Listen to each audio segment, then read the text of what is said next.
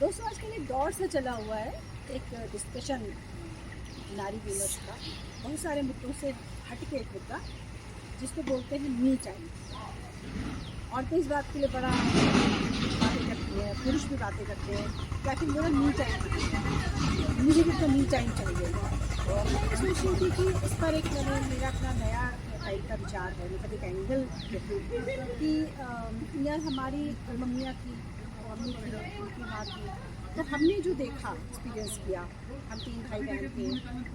और तीनों एक साथ बड़े हो रहे थे, घर था, फैमिली थी। तो अगर मेरी माँ ने इतना मी टाइम बोला होता या अपने लिए समय निकाला होता, ज़रूरत से ज़्यादा, थोड़ा सा ज़्यादा, तो हम लोग की परवरिश का क्या होता, हम लोग की डिमांड्स का क्या होता, हमारी रिक्वायरमेंट्स का क्या होता। कभी कोई कहता था एक चीज़ हम नहीं खाएंगे, किसी के स्कूल से आने का टाइम, किसी के जाने का टाइम, कभी पापा के आने का टाइम, कभी उनके जाने का टाइम, कभी मेहमान, कभी ये कभी वो। तो मैं कहना ये चाह रही थी कि मी टाइम भी होना चाहिए, होता है, होना भी चाहिए, लेकिन अगर आप किसी परिवार में रह रहे हैं, आप फैमिली में हैं, तो दोनों चीज़ों का बैलेंस बनाना ही पड़ेगा। आप कैसे अपना मी टाइम, बिल्कुल आपका छोटा सा बच्चा है और वो रो रहा है और आप कह रहे हैं नहीं मुझे तो मेरा मी टाइम चाहिए, या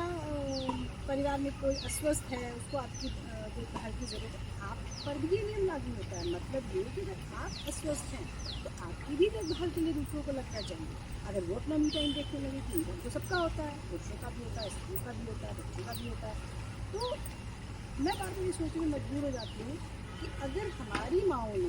इतना मी टाइम किया होता और इतना अपने बारे में सोचा होता, तो शायद आज हम उनको जितनी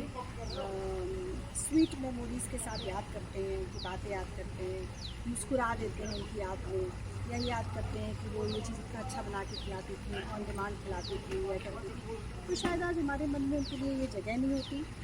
और